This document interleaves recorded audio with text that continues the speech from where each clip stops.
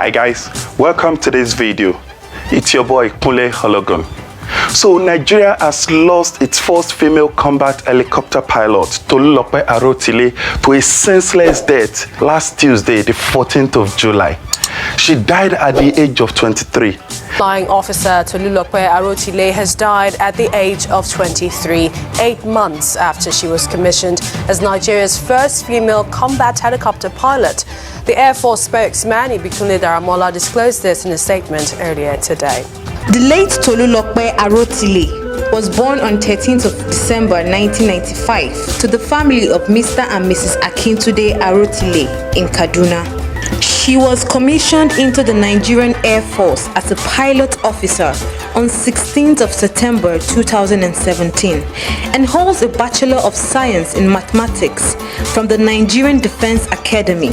I was admitted into the Nigerian Defense Academy on the 22nd of September 2012 and was commissioned into the Nigerian Air Force on the 16th of September 2017.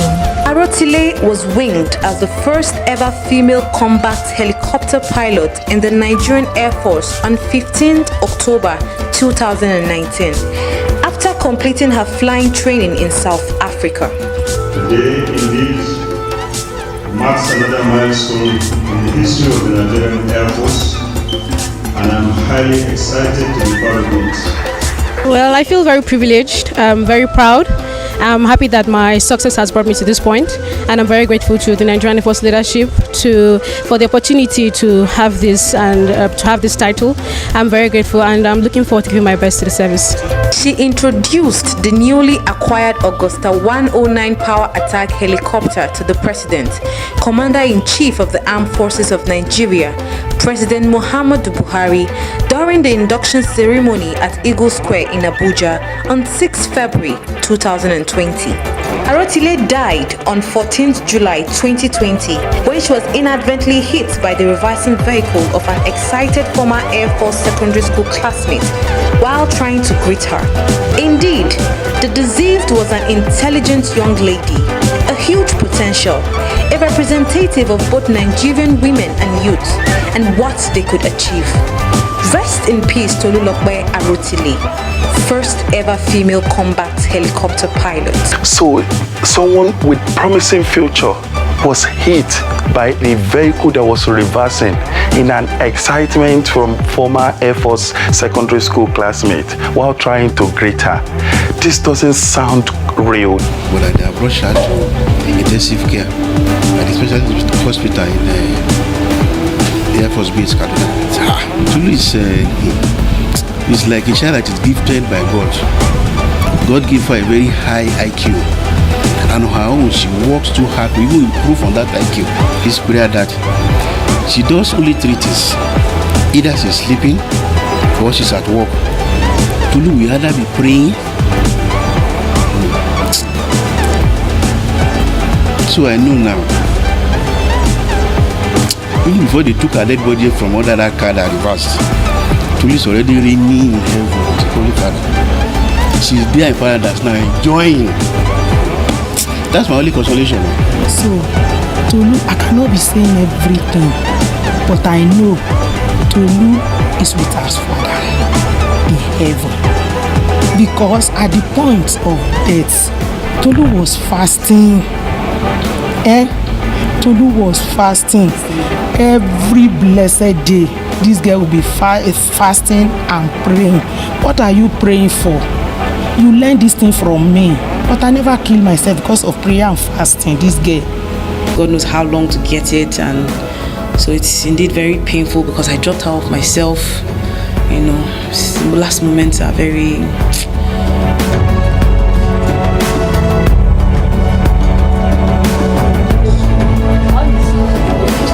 I think the Nigerian government need to investigate this and establish the true cause of the death so that the family can have true information and the perpetrators can be brought to justice. This is really sad. We pray that our soul rest in peace. Moving on, what is happening in Niger Delta Development Commission, NDDC, in Nigeria? This is serious. For your information, Niger Delta Development Commission is a federal government agency that was established by the former Nigerian president Olusegun Obasanjo in year 2000. This was with the aim of developing the oil-rich Niger Delta region of Nigeria. The former NDDC MD, Joy Nune, has levied a number of allegations against Akpabio. Godswill Akpabio is the current minister of Niger Delta. Akpabio sent hoodlums to kidnap Joy Nune, but Governor Wike came to her rescue. Matter. All of them, even the people have been here. It doesn't matter. Okay, can you believe? Can you believe? A lady. What kind of society? What kind of society are we in? Can't you invite her to the police? Then you come and all of you come. Can you invite her to the newspaper? I tell them they ask them for their arrest warrant. Yes, out. Arrest warrant. None of you have. What kind of society are we?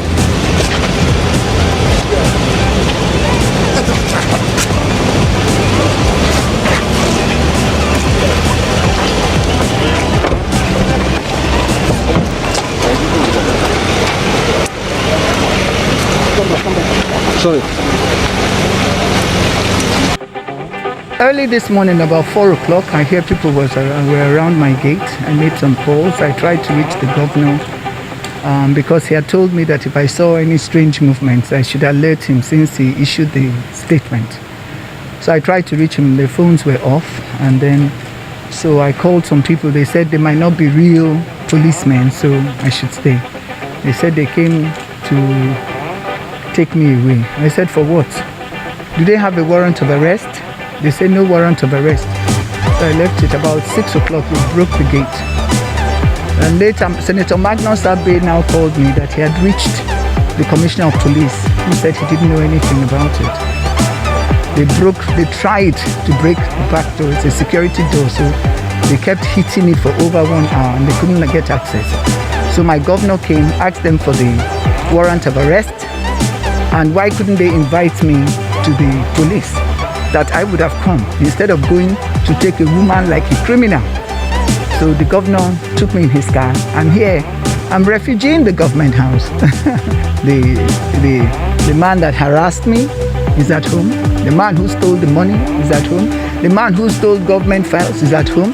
The man who took money is at home. The man who said I should go and take an oath is at home. It's a criminal offense. It's life imprisonment to take oaths, to even give to me, to even offer me an oath. It's liable. So I'm here. I think Akpabio can't kill me. Definitely, he can't.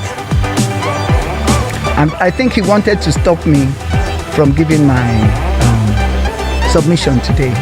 He succeeded, but I'm sure the House of Reps will give me another day, and Nigerians will hear more. Joy later appeared to give this evidence to the commission via a video link. Watch her in this video as well. There will be 15 companies that have been awarded that same contract. Senator Akpabio says, go and get a contract. Get a contract, 5 billion. I say, sir, I cannot do that contract because he wanted me to award a contract for what is in the store. How can I award contract for what we have in store? The forensic audit of the NDDC was approved by President Muhammadu Buhari, and he is largely relying on the report for his next line of action. There is no forensic audit going on. Why? They got a certificate of no objection for the procurement of the forensic auditors. I challenge Senator Akpabio because he has sold a dummy to Nigeria. I challenge him to bring one of these Emanko, Okon and Co. to come and say that they are indeed carrying out a forensic. She also expresses fear for her safety and makes recommendations for a better NDDC. More allegations are received from an organization whose official claims to have carried out extensive research work on the NDDC. Then entails buildings and logistics. This company was given the contract for emergency consultancy for provision of refresher training for caregivers on prevention and treatment of coronavirus. And the contract sum was 268,481,250. This is a logistic company, but given a training contract for health care workers, for caregivers. Following the huge allegations, the committee resolves to issue summons. The Honorable Minister of Niger Delta Affairs, Senator Dr. Godfrey Akpabio, is hereby summoned by this committee to appear before it 11 a.m. on Monday. This is serious. The Nigerian government need to really investigate this. For your information, Niger Delta Development Commission has sponsored a number of students abroad. They have given scholarship to so many students to study in UK, in Canada, in America, in different parts of the world. And these students are now stranded as a result of this fraudulent act. No, I am doing a master's in law. Inoma is doing a PhD. And all of us, none of us have gotten any of the monies from the Niger Delta Development Commission. People resumed in September, some resumed in January. Nobody has received any payment from the commission. No payments.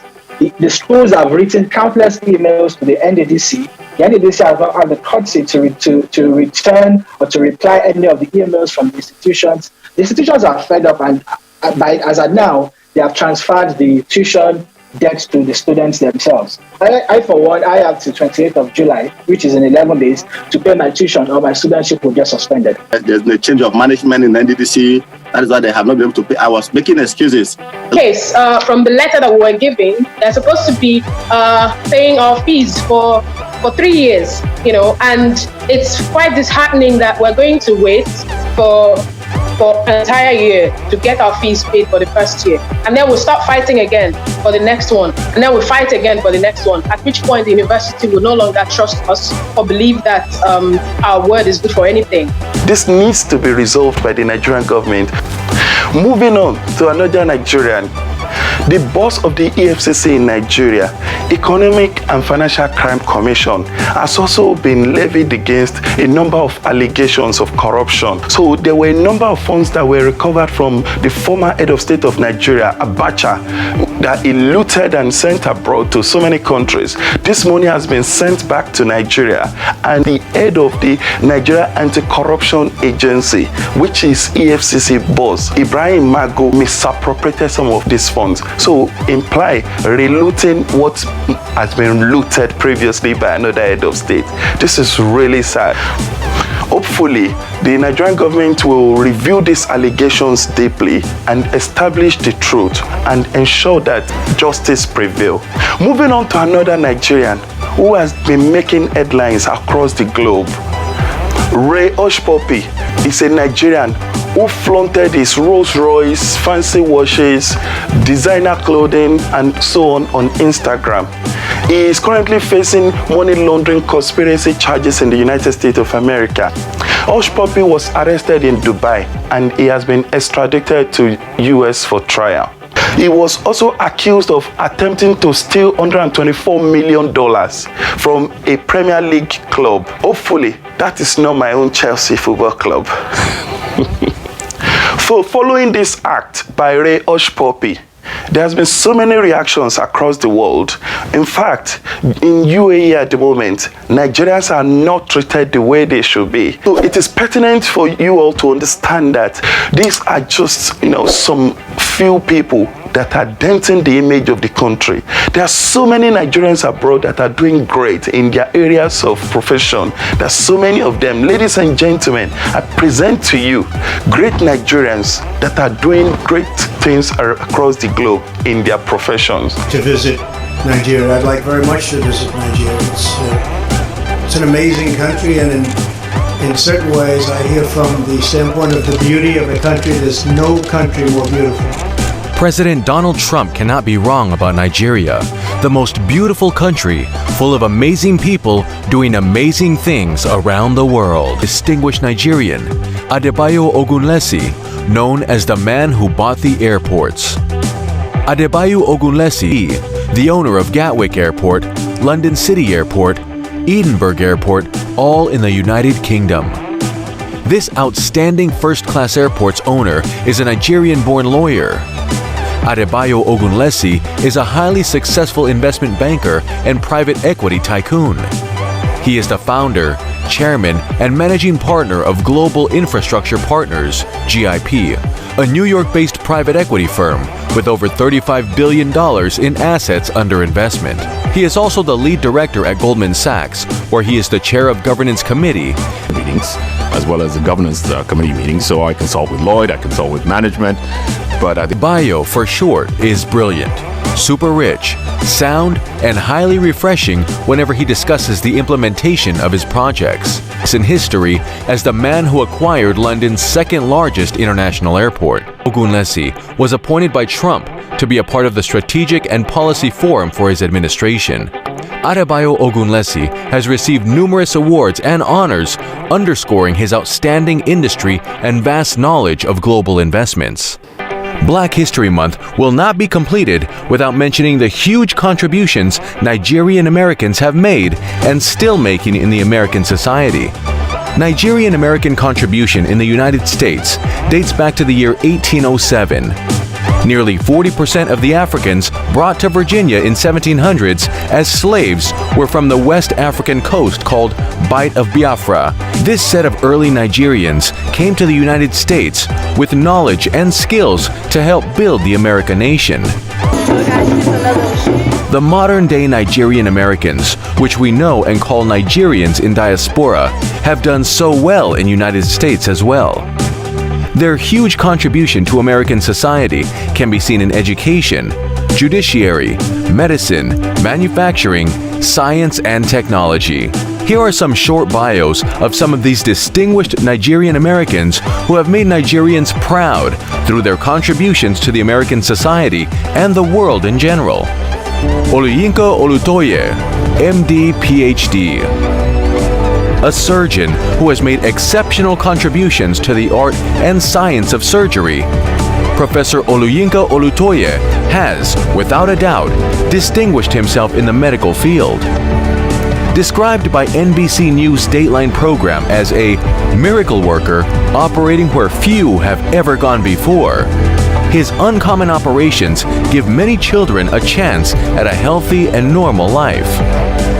In 2016, Professor Olutoye's brilliance and gifted hands became a global phenomenon when he led a team of doctors in the surgery that saved a 23-week-old fetus from a life-threatening tumor.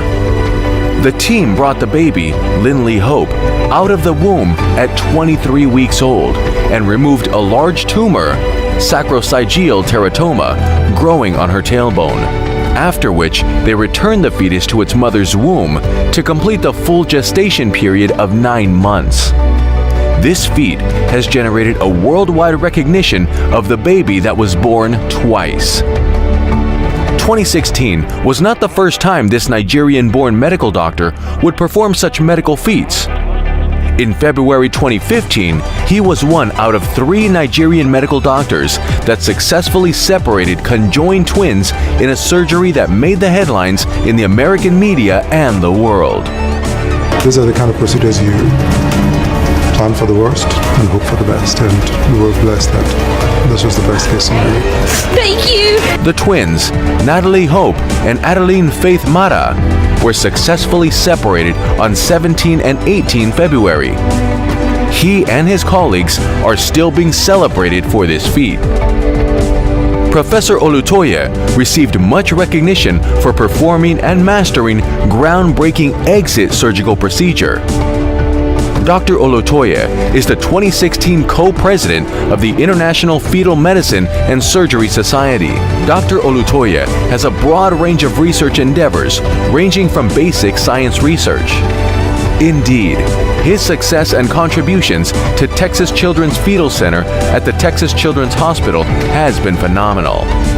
Professor Olutoye was described by the prestigious Association of Surgeons Worldwide, established in 1957, as someone who has made outstanding, is a good Nigerian American who has made invaluable contributions to medicine, art, and science of surgery in United States and the rest of the world. We are proud of you. Bennett Ifekandu Omalu.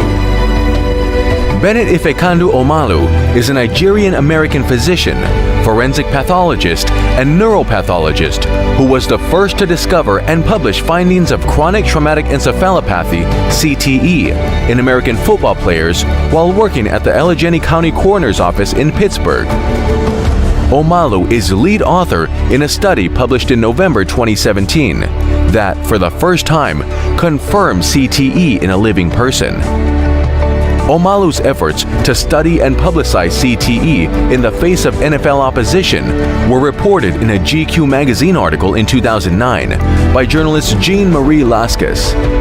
The article was later expanded by Lascas into a book, Concussion, and adapted into a film of the same name, where Omalu, portrayed by Will Smith, is the central character. The movie's production led to the creation of a foundation named after Omalu to advance CTE and concussion research. Dr. Badero is an assistant clinical professor of medicine at SUNY Medical School and has previously served as associate chief and chief of cardiology with director of invasive and interventional cardiology at SUNY Medical School and affiliated hospitals in New York. Dr. Badero has trained and mentored many medical students, internal medicine residents, and cardiology fellows, most of whom have gone into very successful careers. After emigrating to the USA in 1988, Dr. Badero passed all 3 components of the U.S. Medical Licensing Board exams in one sitting on the first attempt, barely 4 months after arriving in the USA. Uzoamaka Nwaneka Uzo Aduba. Uzoamaka Nwaneka Uzo Aduba is an American actress. She is known for her role as Suzanne Crazy Eyes Warren on the Netflix original series Orange is the New Black, 2013 to present, for which she won an Emmy Award for Outstanding Guest Actress in a Comedy Series, an Emmy Award for Outstanding Supporting Actress in a Drama Series in 2015, and 2 Screen Actors Guild Awards for Outstanding Performance by a Female Actor in a Comedy Series in 2014 and 2015. She is one of only 2 actors to win an Emmy Award recognition in both the comedy and drama categories for the same role around the world. BC Ezerioha is a professional race car driver, engine builder, engineer, and industrialist. BC has built and driven the fastest carbureted front-wheel drive vehicle in the world. He is currently the CEO and chief engineer for Bisimoto Engineering. Born of Nigerian parents, he attended the Anambra State University of Technology at the age of 15 to study petrochemical engineering. After a year of studies in West Africa, Ezerioha transferred to Cerritos College and graduated with honors in Applied and Natural Science Associate degrees, and finally obtaining a Chemical Engineering Bachelor's and Engineering Management degrees from California State University, Long Beach. He opened an engineering firm, Bisimoto Engineering, focusing on design, manufacturing, and sales of high-performance parts for motorsports. BC Ezerioha led a team at Bisimoto to build a 2014 Honda Odyssey with 1,029 horsepower showcased at the annual SEMA show. At the 2014 SEMA show, Ezerioha showcased his company's newest creations for Honda America and Hyundai. He showcased 2 2015 Honda Fit concepts and a 2015 Hyundai Sonata. The 2015 Bisimoto Hyundai Sonata has been recognized as the most powerful Sonata sedan in history, with a record 708 horsepower, 1 greater than the Dodge Challenger Hellcat. Designed and built a 530 horsepower Porsche 911 twin-turbo cabriolet, showcased at SEMA 2012, Las Vegas, Nevada. Ezerioha's accolades include the most powerful naturally aspirated SOHC Honda engines on the planet. Mr. Ezerioha's accomplishments have been documented by different magazines and newspapers worldwide. BC Ezerioha is a good Nigerian who has made a huge contribution to car manufacturing industry in America and the rest of the world. So hopefully this will clear the hair and everyone would know that Nigerians are great people. They have made so much impact, significant impact in their areas of professions across the globe.